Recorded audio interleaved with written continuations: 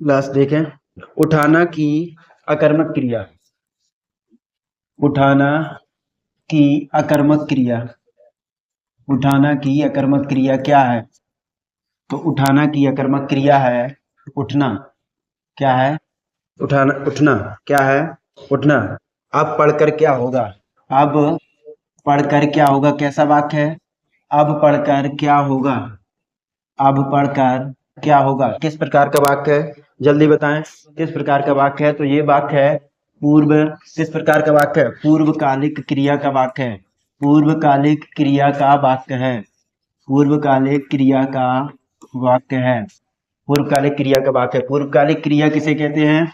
वह क्रिया, वह क्रिया जो, वह क्रिया जो, जो दूसरी, जो दूसरी क्रिया, जो दूसरी क्रिया के पहले होती है। वह क्रिया जो दूसरी क्रिया के पहले होती है उसे क्या कहते हैं? तो उसे पूर्वकालिक क्रिया कहते हैं। उसे पूर्वकालिक क्रिया कहते हैं। जैसे आगे है, संयुक्त क्रिया के कितने भेद होते हैं? संयुक्त क्रिया के कितने भेद होते हैं? Very most important question. संयुक्त क्रिया के कितने भेद होते हैं? संयुक्त क्रिया के कितने भेद होते हैं? क्रिया के कितने भेद होते हैं? कितने भेद होते हैं? संयुक्त क्रिया के कितने भेद होते हैं? तो नोट करें, 11 होते हैं। कितने होते हैं? 11 होते हैं। अब और डीपली चलें तो सर्वनाम के कितने भेद होते हैं? सर्वनाम के कितने भेद होते हैं? सर्वनाम के 6 भेद होते हैं। सर्वनाम के कितने भेद होते हैं? 6 भेद होते हैं। और उसके बाद है सर्वनामों की, यदि यदि भाई साहब पूछी जाए सर्वनामों की संख्या कितनी होती है? सर्वनामों की टोटल संख्या कितनी होती है? हिंदी में सर्वनामों की संख्या कितनी होती है? तो सर्वनामों की संख्या कितनी होती है? 11 होती है। 11 लगा कर आएंगे, कितनी होती है? 11 लगा कर आएंगे, कितनी होती है? 11। समझाना, गिराना, जगाना। समझाना, समझाना, समझाना, जगाना। समझाना, समझाना के बाद है जगाना, और जगाना के बाद है गिराना, गिराना, और गिराना के बाद है सुनाना, सुनाना। किस प्रकार की क्रिया है? किस प्रकार की क्रिया है? किस प्रकार की क्रिया है? किस प्रकार की क्रिया है? सुनाना, जगाना, समझाना किस प्रकार की क्रिया है? तो यूपी पुलिस के लिए बहुत ही मोस्ट इंपोर्टेंट क्लास है ये। जल्दी से जाकर कैरियर विजन एकेडमी की चैनल को सब्सक्राइब कर लीजिए और बेल आइकन को भी क्लिक कर दीजिए, और कमेंट भी बताइए दोस्तों आपको ये क्लास कैसी लग रही है। आज का लेक्चर 3 है मेरा। तो देखें, क्वेश्चन है समझाना, जगाना, गिराना, सुनाना किस प्रकार की क्रिया है? तो ये क्रिया है प्रेरणार्थक क्रिया है। कैसी क्रिया है? प्रेरणार्थक क्रिया है। प्रेरणार्थक क्रिया के एग्जाम्पल है, प्रेरणार्थक क्रिया के एग्जाम्पल है। आगे क्वेश्चन है, काल का अर्थ क्या होता है? काल का अर्थ क्या होता है? क्वेश्चन है, काल का अर्थ होता है, काल का अर्थ क्या होता है? तो काल का अर्थ, काल का अर्थ होता है समय। काल का अर्थ क्या होता है? समय। यदि क्वेश्चन पूछा जाए कि काल के कितने भेद होते हैं, काल के कितने भेद होते हैं, तो काल के 3 भेद होते हैं। कौन कौन? तो क्वेश्चन है वर्तमान काल भैया, वर्तमान काल, और वर्तमान काल के बाद है भूतकाल, और भूतकाल के बाद है भविष्य काल। कौन सा काल? भविष्य काल, भविष्य काल। ठीक। यदि क्वेश्चन आ जाए कि काल का अर्थ क्या होता है, तो समय होता है। काल के कितने भेद होते हैं? तो 3 होते हैं। और कौन कौन? वर्तमान काल, भूतकाल और भविष्य काल होते हैं। लोग बड़ी बड़ी गाड़ियां लेकर आ रहे थे। लोग बड़ी बड़ी, लोग, एक वाक्य है, लोग बड़ी बड़ी गाड़ियां लेकर आ रहे थे। लोग बड़ी बड़ी गाड़ियां लेकर आ रहे थे। गाड़ियां लेकर आ रहे थे। लोग बड़ी बड़ी गाड़ियां लेकर आ रहे थे। बड़ी बड़ी गाड़ियां लेकर आ रहे थे किस प्रकार का वाक्य है? लोग बड़ी बड़ी गाड़ियां लेकर आ रहे थे। तो यह वाक्य है अपूर्ण भूतकाल। किसका एग्जाम्पल है? अपूर्ण भूतकाल का एग्जाम्पल है। अपूर्ण भूतकाल का वाक्य है। जैसे और एग्जाम्पल देखें, सुरेश गीत गा रहा था। सुरेश गीत गा रहा था। सुरेश गीत गा रहा था, पिछले प्रीवियस ईयर का क्वेश्चन है। सुरेश गीत गा रहा था। मोहन, मोहन, मोहन खेत जा रहा था। मोहन खेत जा रहा था। मोहन खेत जा रहा था। ये सभी अपूर्ण भूतकाल के एग्जाम्पल हैं। किसके हैं? तो अपूर्ण भूतकाल के एग्जाम्पल है। आगे है मैंने आम खा लिया है, किस प्रकार का वाक्य है? मैंने आम खा लिया है, मैंने आम खा लिया है, किस प्रकार का वाक्य है? तो मैंने आम खा लिया है, खा लिया है मतलब कि अभी तुरंत की बात हो रही है, अभी की बात, यानी कि कैसा वाक्य है? आसन्न भूत वाक्य है। कैसा वाक्य है? तो ये वाक्य है आसन्न। खा लिया है कैसा वाक्य है? तो आसन्न भूत का है। कैसा वाक्य है? आसन्न भूत वाक्य है, आसन्न भूत का एग्जाम्पल है। आगे देखें नेक्स्ट क्वेश्चन है कि प्रयोग के आधार पर क्रिया विशेषण के कितने भेद होते हैं? प्रयोग के आधार पर, वेरी मोस्ट इंपोर्टेंट क्वेश्चन है ये। प्रयोग के आधार पर, प्रयोग के आधार पर, प्रयोग के आधार पर क्रिया विशेषण के कितने भेद होते हैं? क्रिया विशेषण के कितने भेद होते हैं? क्रिया विशेषण के कितने भेद होते हैं? कितने भेद होते हैं? कितने भेद होते हैं? तो प्रयोग के आधार पर, यदि दोस्तों प्रयोग के आधार पर आ जाए कि क्रिया विशेषण के कितने भेद होते हैं, तो लगा के आना 3 भेद होते हैं। कितने भेद होते हैं? 3 भेद होते हैं। और कौन कौन से वो भेद हैं? तो साधारण, संयोजक और अनुबंध।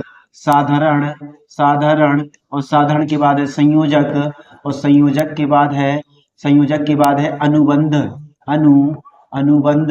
यदि आ जाए कि प्रयोग की दृष्टि से या प्रयोग के आधार पर, प्रयोग के आधार पर क्रिया विशेषण के कितने भेद होते हैं? तो 3 होते हैं दोस्तों। कौन कौन? साधारण, संयोजक और अनुबंध होते हैं। साधारण, संयोजक और अनुबंध होते हैं। यदि क्वेश्चन पूछा जाए कि क्रिया के कितने भेद होते हैं, क्रिया के कितने भेद होते हैं, तो क्रिया के 2 भेद होते हैं।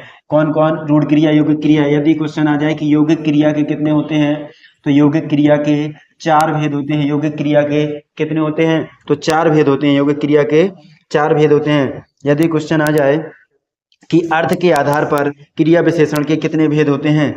अर्थ के आधार पर, अगला क्वेश्चन वेरी मोस्ट, अर्थ के आधार पर अभी पूछा था, प्रयोग के आधार पर अब है क्वेश्चन है। अब अर्थ के आधार पर, अर्थ के, अर्थ के आधार पर, अर्थ के, अर्थ के आधार पर, अर्थ के आधार पर, अर्थ के आधार पर क्रिया विशेषण, अर्थ के आधार पर क्रिया विशेषण, अर्थ के आधार पर क्रिया विशेषण के भेद, अर्थ के आधार, प्रयोग के आधार पर 3 होते हैं, अर्थ के आधार पर 4 होते हैं।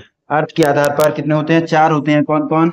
स्थानवाचक, स्थानवाचक के बाद है कालवाचक, स्थान के बाद है कालवाचक, और कालवाचक के बाद है रीतिवाचक, रीतिवाचक, और रीतिवाचक के बाद है, रीतिवाचक के बाद है, रीतिवाचक के बाद है परिमाणवाचक, रीतिवाचक के बाद है परिमाणवाचक, परिमाणवाचक, परिमाणवाचक, परिमाणवाचक। तो देखें, यदि क्वेश्चन पूछा जाए मित्रों कि प्रयोग के आधार पर क्रिया विशेषण के कितने भेद होते हैं, तो 3 होते हैं, साधारण, संयोजक और अनुबंध। यदि आ जाए क्रिया के कितने भेद होते हैं, तो 2 होते हैं। कौन कौन? रूढ़ क्रिया। कौन कौन? तो रूढ़ क्रिया, और रूढ़ के बाद है यौगिक क्रिया, रूढ़ क्रिया और यौगिक क्रिया। यदि आ जाए यौगिक क्रिया के कितने होते हैं? 4 होते हैं। यदि आ जाए अर्थ की दृष्टि से, ये भी वेरी मोस्ट इंपोर्टेंट क्वेश्चन है, ये भी वेरी मोस्ट इंपोर्टेंट क्वेश्चन है। अर्थ के आधार पर क्रिया विशेषण के कितने भेद होते हैं? तो 4 भेद होते हैं, स्थानवाचक, कालवाचक, रीतिवाचक और परिमाणवाचक होते हैं। यदि क्वेश्चन आ जाए कि अव्यय के कितने भेद होते हैं, अव्यय, अव्यय के कितने भेद होते हैं? अव्यय के भेद, तो अव्यय के 4 भेद होते हैं। अव्यय को ही, अव्यय को ही दोस्तों अभिकारी शब्द कहा जाता है, अव्यय को ही अभिकारी शब्द कहा जाता है, अव्यय को ही अभिकारी शब्द कहा जाता है। नोट कर लें, बहुत वेरी मोस्ट इंपोर्टेंट क्वेश्चन है। अव्यय को ही अभिकारी शब्द कहा जाता है, अव्यय को ही अभिकारी शब्द कहा जाता है। अर्थ के आधार पर संबंध वाचक अव्यय कितने प्रकार के होते हैं? अर्थ के आधार पर वेरी मोस्ट है, ये भी वेरी मोस्ट इंपोर्टेंट क्वेश्चन है। अर्थ के आधार पर, अर्थ के आधार पर, अर्थ के आधार पर संबंधवाचक, अर्थ के आधार पर संबंधवाचक, संबंधवाचक अव्यय के, अव्यय के कितने भेद होते हैं? अव्यय के कितने भेद होते हैं? तो 13 होते हैं। कितने होते हैं? 13 होते हैं। यदि आ जाए कि अर्थ की दृष्टि से या अर्थ के आधार पर संबंध वाचक अव्यय के कितने भेद होते हैं, तो कितने होते हैं? तो 13 होते हैं। कितने होते हैं? 13 होते हैं। अगला क्वेश्चन देखें, नेक्स्ट क्वेश्चन देखें। नेक्स्ट क्वेश्चन है रस के कितने अंग होते हैं? अब रस में चलें तो रस के यदि दोस्तों अंग पूछे जाएं, रस के कितने अंग होते हैं? तो रस के 4 अंग होते हैं। रस के कितने अंग होते हैं? तो रस के 4 अंग होते हैं। यदि क्वेश्चन आ जाए कि हिंदी में, हिंदी में दोस्तों यदि क्वेश्चन पूछा जाए कि हिंदी में रसों की संख्या कितनी होती है, रसों की संख्या कितनी होती है, तो हिंदी में रसों की संख्या होती है 11। हिंदी में रसों की संख्या होती है 11। यदि आ जाए कि रस के प्रकार या भेद रस कितने प्रकार के होते हैं, तो 9 प्रकार के होते हैं। यदि क्वेश्चन आ जाए कि भरत मुनि के अनुसार, किनके अनुसार, भरत मुनि के अनुसार, आचार्य भरत मुनि के अनुसार, वेरी मोस्ट है, आचार्य भरत मुनि के अनुसार रसों की संख्या कितनी है, रसों की संख्या कितनी है, रस से कोई भी क्वेश्चन नहीं छूट पाएगा। और आपको कैरियर विजन एकेडमी ऐप पर जाके सब्सक्राइब कर लेना है। मेरे लेक्चर बाई लेक्चर आपको क्लास मिलेगी, Hindi, UP special and GK. Bharat मुनि के अनुसार रसों की संख्या कितनी होती है, तो रसों की संख्या 8 होती है। किस रस को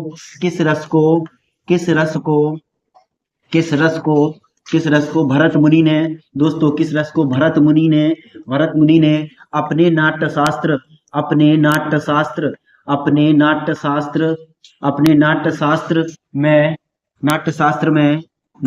में नहीं रखा है, तो वो कौन सा रस है, तो वो रस है शांत रस। वो कौन सा रस है, शांत रस को भरत मुनि ने अपने नाट्यशास्त्र के अनुसार या अंतर्गत नहीं रखा है। भरत मुनि के अनुसार रसों की संख्या कितनी होती है, तो 8 होती है। कितनी होती है, तो 8 होती है।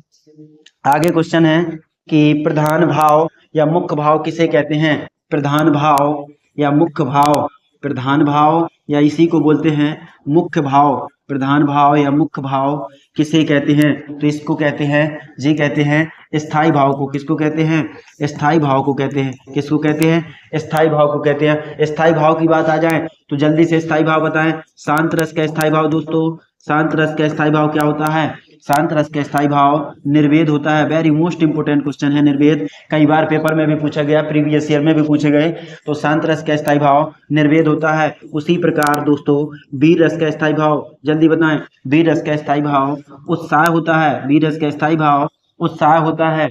उसी प्रकार करुण रस का स्थायी भाव क्या होता है, करुण रस का स्थायी भाव शोक होता है। बीभत्स रस का स्थायी भाव, दोस्तों बीभत्स रस का स्थायी भाव जल्दी बताएं।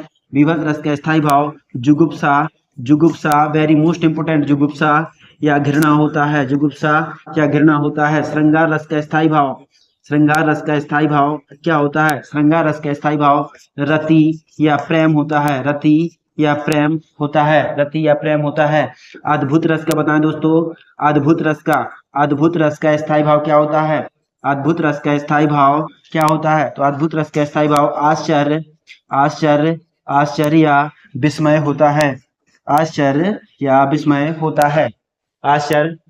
होता है। आगे देखें, अभी और आगे हैं। यदि आ जाए कि भक्ति रस का स्थायी भाव क्या होता है, भक्ति रस का स्थायी भाव भगवत विषय होता है। क्या होता है दोस्तों, भगवत विषय होता है। यदि क्वेश्चन आ जाए कि वात्सल रस का सम्राट किसे कहा जाता है, वात्सल रस का सम्राट किस कवि को कहा जाता है, वात्सल रस का सम्राट किसे कहा जाता है, तो आंसर क्वेश्चन लिखें। इसका उत्तर है सूरदास को कहा जाता है। किनको कहा जाता है, सूरदास को कहा जाता है। सूरदास की रचनाएं बताएं दोस्तों, तो सूर सारावली, साहित्य लहरी, सूर लहरी और सूर सागर, इन्होंने किस भाषा में लिखा है, इन्होंने किस भाषा का उपयोग किया है, तो ब्रज भाषा का उपयोग किया है। किन के बारे में लिखा है, कृष्ण की बाल लीला के बारे में लिखा है। कृष्ण की बाल लीला के बारे में लिखा है।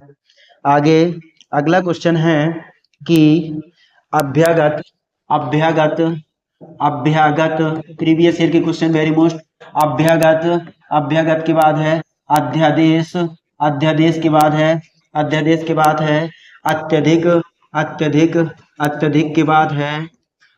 के बाद है उपहार।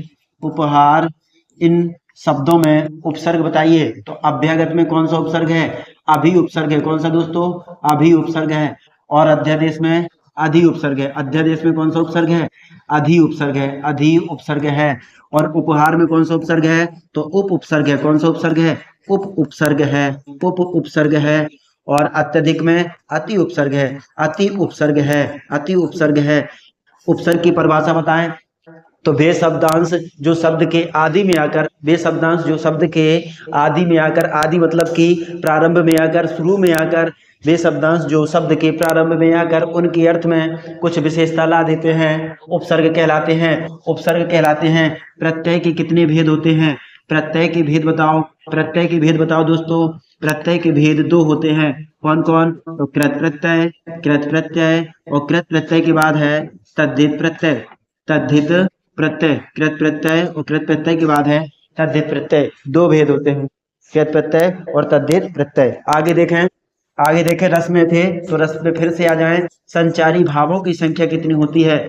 रसों में संचारी भावों की संख्या कितनी होती है? संचारी भावों की संख्या कितनी होती है? तो संचारी भावों की संख्या 33 होती है। 33 होती है। और आचार्य देव के अनुसार, वेरी मोस्ट इंपोर्टेंट क्वेश्चन, आचार्य देव के अनुसार दोस्तों, आचार्य देव के अनुसार, देव के अनुसार 34वां संचारी भाव किसे माना गया है? 34वां संचारी भाव किसे माना गया है? 34वां संचारी भाव किसे माना गया है? तो वो है छल। वो है छल। छल को आचार्य देव के अनुसार यदि क्वेश्चन आ जाए, आचार्य देव के अनुसार 34वां संचारी भाव किसे माना गया है? तो छल को माना गया है। छल को माना गया है। संचारी भाव, संचारी भाव को ही व्यभिचारी भाव कहा जाता है। संचारी भाव को ही व्यभिचारी भाव कहा जाता है दोस्तों। व्यभिचारी भाव कहा जाता है। व्यभिचारी भाव कहा जाता है। आगे देखें, नेक्स्ट क्वेश्चन देखें। आगे अगला क्वेश्चन है, अगला क्वेश्चन है, उप का अर्थ क्या होता है? उप का अर्थ क्या होता है? उप का अर्थ क्या होता है? तो उप का अर्थ दोस्तों समीप होता है। उप का अर्थ क्या होता है? तो उप का अर्थ समीप होता है। उप का अर्थ क्या होता है? समीप होता है। उप का अर्थ क्या होता है? समीप होता है। सभी रसों का अधिपति, सभी सभी रसों का अधिपति, सभी रसों का अधिपति, सभी रसों का अधिपति, या रसराज, या रसराज, या रसपति, या रसपति किसको कहा जाता है? रसपति किसको कहा जाता है? किसको कहा जाता है? किसको कहा जाता है? जल्दी से बताएं, किसको कहा जाता है? तो ये आंसर है श्रृंगार रस को।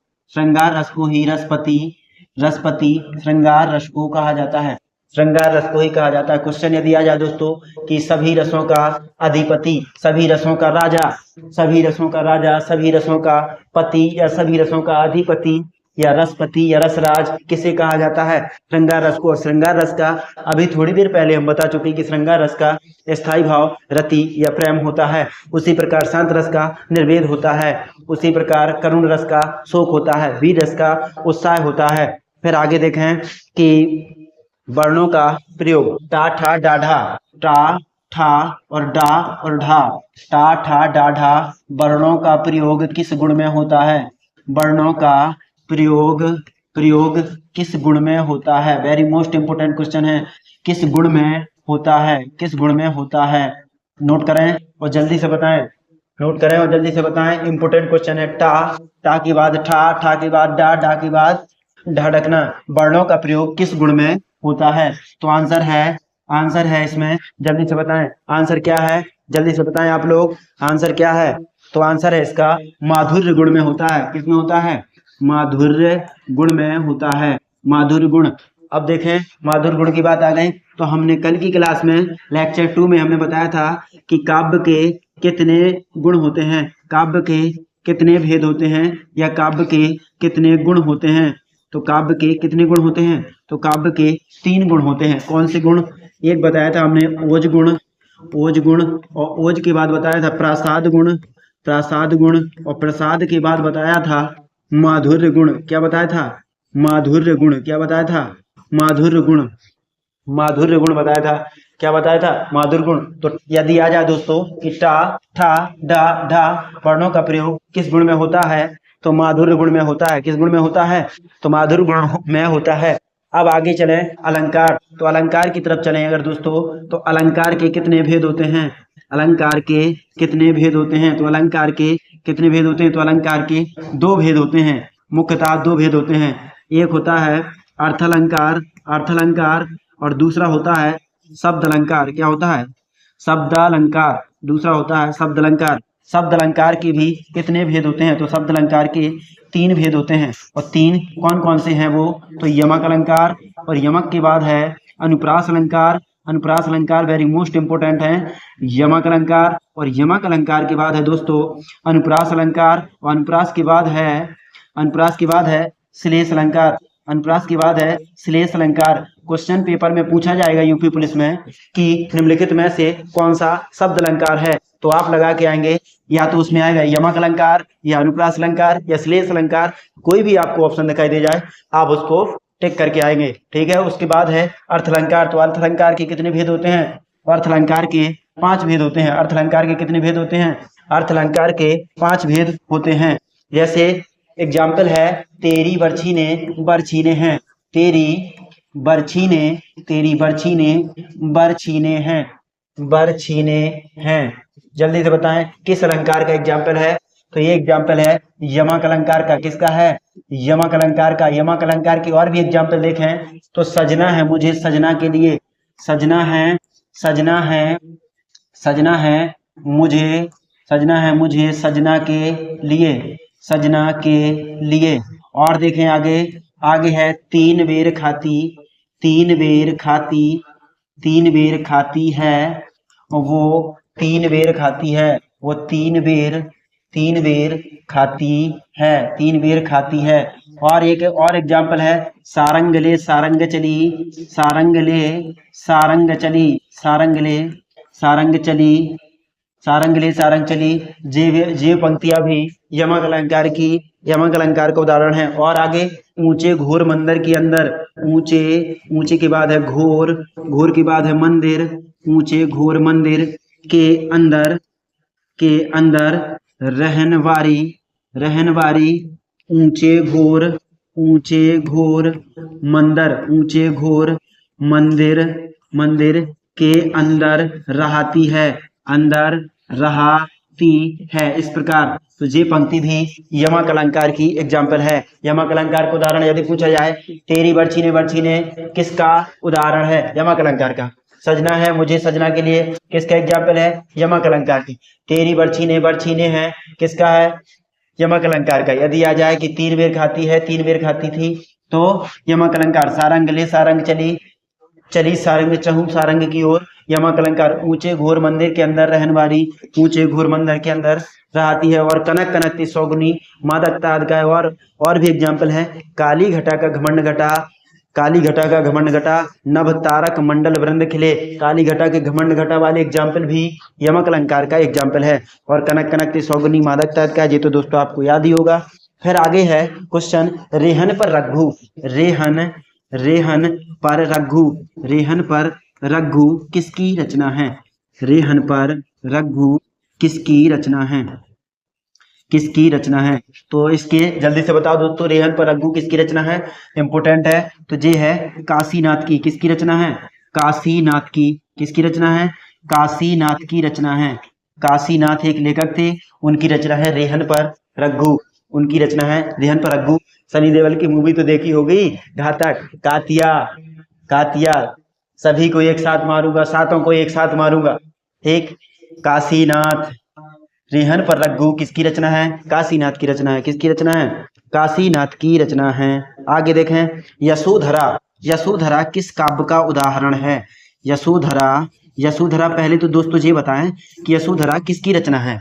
यशोधरा किसकी रचना है? तो यशोधरा रचना है मैथिली शरण गुप्त की। किसकी रचना है? मैथिली शरण गुप्त की रचना है। मैथिली शरण गुप्त की रचना है। यशोधरा किसकी रचना है? तो मैथिली शरण गुप्त की रचना है।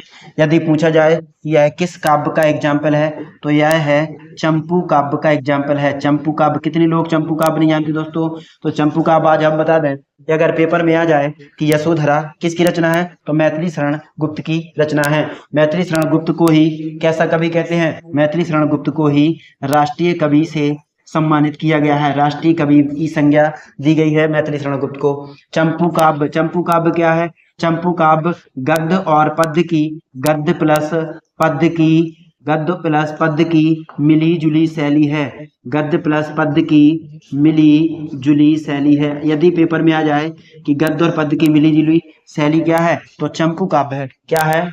चंपू काव्य है, चंपू काव्य है, चंपू काव्य है। अगला क्वेश्चन देखें। अगला क्वेश्चन है सुख सागर। हिंदी के प्रथम, पहले ये बताएं, हिंदी के प्रथम गद्यकार, हिंदी के प्रथम गद्यकार, हिंदी के प्रथम गद्यकार कौन है? हिंदी के प्रथम गद्यकार कौन है? हिंदी के प्रथम गद्यकार, हिंदी के प्रथम गद्यकार हैं, तो हिंदी के प्रथम गद्यकार हैं लल्लू लाल। हिंदी के प्रथम गद्यकार हैं लल्लू लाल, लल्लू लाल। हिंदी के प्रथम गद्यकार कौन है? लल्लू लाल। सुख सागर किसकी रचना है? सुख सागर किसकी रचना है? सुख सागर के लेखक बताएं। सुख सागर के लेखक कौन है? सुख सागर के लेखक कौन है? हाई स्कूल में पढ़ के आए होंगे दोस्तों। सुख सागर के लेखक हैं सदा सुखलाल। सुख सागर के लेखक कौन है? सदा सुखलाल। सदा सुखलाल सुख सागर के लेखक हैं। आगे देखें। यदि क्वेश्चन आ जाए कि नासिकेतोपाख्यान किसकी रचना है? नासिकेतोपाख्यान किसकी रचना है? नासिकेतोपाख्यान किसकी रचना है? तो नासिकेतोपाख्यान किसकी रचना है? तो नासिकेतोपाख्यान किसकी रचना है? जल्दी से बताएं। नासिकेतोपाख्यान किसकी रचना है? तो सदल मिश्र की रचना है। किसकी रचना है? सदल मिश्र की रचना है। सदल मिश्र की रचना है। यदि आ जाए हिंदी का प्रथम गद्यकार कौन है? लल्लू लाल। सुख सागर के लेखक कौन है? सदा सुखलाल। नासिकेतोपाख्यान किसकी रचना है? सदल मिश्र की रचना है। सदल मिश्र की रचना है। हंस पत्रिका का प्रकाशन कहाँ से हुआ है? हंस, हंस नामक पत्रिका है जी। हंस पत्रिका का प्रकाशन, हंस पत्रिका का प्रकाशन कहाँ से हुआ है? जल्दी से बताएं किस शहर से हुआ? हंस पत्रिका का प्रकाशन किस शहर से हुआ है? तो ये हुआ है बनारस। बनारस। यदि यूपी की बात करें तो बनारस बाबा विश्वनाथ की नगरी, बाबा विश्वनाथ की नगरी के नाम से जानी जाती है। बाबा विश्वनाथ की नगरी। और बनारसी साड़ियाँ, बनारसी साड़ियाँ भी यहाँ पाई जाती है। बनारसी साड़ियाँ भी पाई जाती हैं यहाँ पे बनारस में। और भारत माता मंदिर भी कहाँ है? भारत माता मंदिर भी कहाँ पर है? तो भारत माता मंदिर भी बनारस में है। और बमरौली और बाबतपुर, बाबतपुर, बाबतपुर हवाई अड्डा, बाबतपुर हवाई अड्डा कहाँ पर है? बाबतपुर हवाई अड्डा कहाँ पर है? तो ये भी बनारस में है। और बनारस की बात करें तो हंस पत्रिका का प्रकाशन तो बनारस में हुआ। और हंस पत्रिका के प्रकाशक कौन थे? तो प्रकाशक थे प्रेमचंद। कौन थे? प्रकाशक थे प्रेमचंद। कब की थी इन्होंने इसका प्रकाशन कब किया था? हंस पत्रिका का प्रकाशन प्रेमचंद ने 1986 में किया था। 1986 में किया था। वेरी मोस्ट इंपोर्टेंट क्वेश्चन है, वेरी मोस्ट इंपोर्टेंट क्वेश्चन है, तो अच्छे से नोट कर लें सब लोग। तो आगे देखें। प्रथम प्रथम पत्रिका, हिंदी का प्रथम पत्र कौन सा था? हिंदी का यदि क्वेश्चन आ जाए कि प्रथम पत्र किसका है जी, हिंदी का प्रथम पत्र कौन सा है? हिंदी का प्रथम पत्र कौन सा है? तो उसका नाम बताएं दोस्तों, सबको याद है, उदंत मार्तंड। क्या है? उदंत, उदंत के बाद है मार्तंड, उदंत मार्तंड। उदंत मार्तंड को किसने लिखा? किसने प्रकाशन? जुगल किशोर ने। किसने? जुगल किशोर ने। जुगल किशोर इसके लेखक हैं। इसको प्रकाशन करने वाले जुगल किशोर। कहाँ पर प्रकाशित हुआ? तो ये हुआ कोलकाता में। कहाँ पर हुआ? कोलकाता में। कब हुआ? 1826 में। 1826 ईस्वी में कोलकाता। उदंत मार्तंड हिंदी का प्रथम पत्र, हिंदी का प्रथम पत्र आ जाए तो उदंत मार्तंड, जुगल किशोर इसके लेखक हैं। कलकत्ता में प्रकाशित हुआ, सन 1826 में प्रकाशन हुआ था। आगे क्वेश्चन है 1972 में ज्ञानपीठ पुरस्कार, 1972 में, 1972 में ज्ञानपीठ पुरस्कार, 1972 में ज्ञानपीठ पुरस्कार, ज्ञानपीठ पुरस्कार किसे दिया गया था? किसे दिया गया था? तो ये क्वेश्चन है, इसका आंसर है उर्वशी। उर्वशी रचना के लिए, उर्वशी रचना के लिए किसे मिला था? उर्वशी रचना के लिए दिनकर जी को दिया गया था। दिनकर जी को दिया गया था। दिनकर जी को दिया गया था। दिया गया था। दिनकर जी को दिया गया था। परमाल रासो किसकी रचना है दोस्तों? परमाल रासो। परमाल रासो किसकी रचना है? परमाल रासो किसकी रचना है? तो चंद्रवरदाई की। परमाल रासो किसकी रचना है? तो चंद्रवरदाई की रचना है। चंद्रवरदाई की रचना है। परमाल रासो को ही हिंदी का प्रथम महाकाव्य माना जाता है। हिंदी का प्रथम महाकाव्य। हिंदी का प्रथम महाकाव्य किसे माना जाता है? तो हिंदी का प्रथम महाकाव्य और हिंदी की प्रथम रचना। हिंदी की प्रथम रचना। हिंदी की प्रथम रचना परमाल रासो किसकी है? चंद्रवरदाई। अब आगे चलें तो आलाखंड। आलाखंड। आलाखंड। आलाखंड के लेखक कौन है? आलाखंड के लेखक हैं जगनिक। आलाखंड के लेखक कौन है? जगनिक। आलाखंड के लेखक कौन है? जगनिक। परमाल रासो भी आलाखंड को कहते हैं। और चंद्रवरदाई की रचना है पृथ्वीराज रासो। पृथ्वीराज रासो। पृथ्वीराज रासो। पृथ्वीराज रासो। पृथ्वीराज रासो को प्रथम महाकाव्य माना जाता है। पृथ्वीराज रासो को प्रथम महाकाव्य माना जाता है। पृथ्वीराज रासो को। यदि क्वेश्चन आ जाए कि पृथ्वीराज रासो के लेखक चंद्रवरदाई, हिंदी का प्रथम महाकाव्य पृथ्वीराज रासो, हिंदी की प्रथम रचना पृथ्वीराज रासो, आलाखंड को ही परमाल रासो कहते हैं और परमाल रासो के लेखक जगनिक है। परमाल रासो के लेखक जगनिक। बीसल देव रासो किसकी है? बीसल देव रासो। बीसल देव रासो। बीसल देव रासो किसकी रचना है? बीसल देव रासो। तो बीसल देव रासो किसकी है? नरपति नाल की। नरपति नाल की रचना है। नरपति नाल की रचना है। नरपति नाल की रचना है। नरपति नाल की रचना है। नरपति नाल की रचना है। आगे है कवियों का कवि। कवियों का कवि किसे कहा जाता है? कवियों का कवि किसे कहा जाता है? कवियों का कवि जल्दी से बताएं दोस्तों। कवियों का कवि किसे कहा जाता है? कवियों का कवि किसे कहा जाता है? किसे कहा जाता है? तो शमशेर बहादुर सिंह को। किसको कहा जाता है? शमशेर बहादुर सिंह को। शमशेर बहादुर सिंह को। शमशेर बहादुर सिंह को। मैथिल कोकिल के नाम से कौन? मैथिल कोकिल के नाम से किसे जाना जाता है? मैथिल कोकिल। मैथिल कोकिल के नाम से। मैथिल कोकिल के नाम से। मैथिल कोकिल के नाम से कौन फेमस है? मैथिल कोकिल के नाम से कौन फेमस है? जल्दी से बताएं। तो विद्यापति। विद्यापति। विद्यापति। विद्यापति ने अपनी अधिकांश रचनाओं में किस भाषा का प्रयोग किया? तो मैथिली भाषा का। और मैथिली भाषा का प्रयोग करने से ही इनको मैथिल कोकिल कहते हैं। इनकी रचनाएं कौन कौन सी हैं? इनकी रचना है एक Kirtilata. Kirtilata very most important. दूसरी रचना कीर्ति पताका। कीर्ति पताका। कीर्ति पताका कीर्तिलता के लेखक कौन है?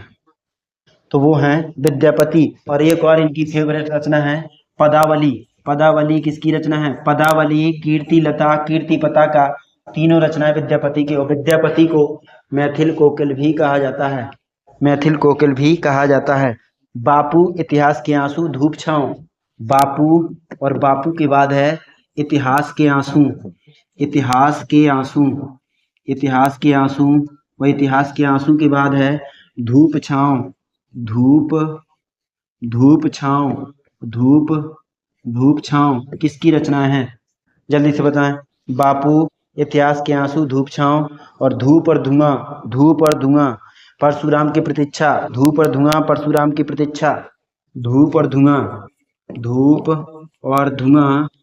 धूप और धुआं और परशुराम की प्रतीक्षा।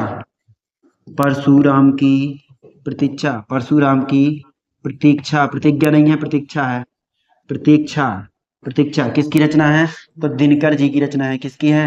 रामधारी सिंह दिनकर। और रामधारी सिंह दिनकर की और रचना है रेणुका। और रेणुका के बाद है हुंकार। और हुंकार के बाद है कुरुक्षेत्र। कुरुक्षेत्र। कुरुक्षेत्र। हुंकार, कुरुक्षेत्र। और एक और है उर्वशी। उर्वशी रचना। उर्वशी रचना। उर्वशी। तो बापू और बापू के बाद है इतिहास। इतिहास के बाद इतिहास के आंसू, धूप और छांव। धूप और छांव के बाद धूप और धुआं, परशुराम की प्रतीक्षा किसकी रचना है? दिनकर की रचना है। किसकी रचना है? दिनकर की रचनाएं हैं। दिनकर की रचनाएं हैं।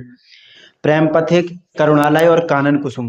प्रेम पथिक, प्रेम पथिक, प्रेम पथिक, प्रेम पथिक, प्रेम पथिक के बाद है कानन कुसुम, कानन कुसुम, कानन कुसुम के बाद है करुणा, और करुणा के बाद है करुणालय, करुणालय, करुणालय, और करुणालय के बाद है इरावती, और इरावती के बाद है राजश्री, राजश्री, राजश्री, राजश्री के बाद है लहर, और लहर के बाद है आंसू, आंसू के बाद है झरना, और झरना के बाद है जन्मेजय का नागयज्ञ, जन्मेजय का नागयज्ञ, जन्मेजय का नागयज्ञ, जन्मेजय का नागयज्ञ किसकी रचना है? तो जयशंकर प्रसाद की रचना है। किनकी है? जयशंकर प्रसाद की रचना है, जयशंकर प्रसाद की रचना है, जयशंकर प्रसाद की रचना है, जयशंकर प्रसाद की रचना है। तो बताएं शेर बलिया के नाम से किन्हें जाना जाता है? शेर बलिया के नाम से, शेर बलिया के नाम से नोट करें, चित्तू पांडे को जाना जाता है। किसको जाना जाता है? चित्तू पांडे को जाना जाता है। और मंगल पांडे, मंगल पांडे के बारे में तो सुना होगा भैया। मंगल पांडे, मंगल पांडे बैरकपुर, बैरकपुर, बैरकपुर, बैरकपुर मेरठ, मेरठ 1857 की क्रांति से संबंधित, 1857 की क्रांति से संबंधित। सुरहा ताल के नाम से, सुरहा ताल पक्षी विहार, सुरहा ताल पक्षी विहार कहाँ पर है? सुरहा ताल पक्षी विहार, सुरहा ताल पक्षी विहार बलिया, सुरहा ताल पक्षी विहार कहाँ पर है?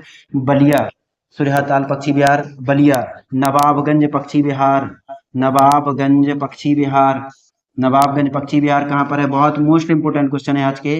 नवाबगंज पक्षी विहार उन्नाव में है। कहाँ पर है? उन्नाव में। और उत्तर प्रदेश का सबसे पहला, उत्तर प्रदेश का सबसे पहला पक्षी विहार है, उत्तर प्रदेश का सबसे पहला पक्षी विहार है ये भैया, उत्तर प्रदेश का सबसे पहला पक्षी विहार है, उत्तर प्रदेश का सबसे पहला। यदि क्वेश्चन आ जाए शेर बलिया के नाम से चित्तू पांडे को जाना जाता है, मंगल पांडे बैरकपुर मेरठ 1857 क्रांति से संबंधित है। और मेरठ की बात आ गई तो मेरठ में देखें सरधना एक जगह है इधर पे, सरधना, और सरधना में क्या है? तो सरधना में है, सरधना में क्या है? तो सरधना, सरधना एक जगह है। तो यहाँ पर है बेगम समरू का मकबरा, बेगम समरू, यूपी स्पेशल में पूछा जाएगा। बेगम समरू का मकबरा कहाँ पर स्थित है? बेगम समरू का मकबरा कहाँ पर स्थित है?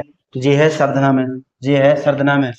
किसे? भारत का सिराज, भारत का सिराज, भारत का सिराज आ जाए, या दोस्तों आ जाए पूर्व का सिराज, क्या आ जाए?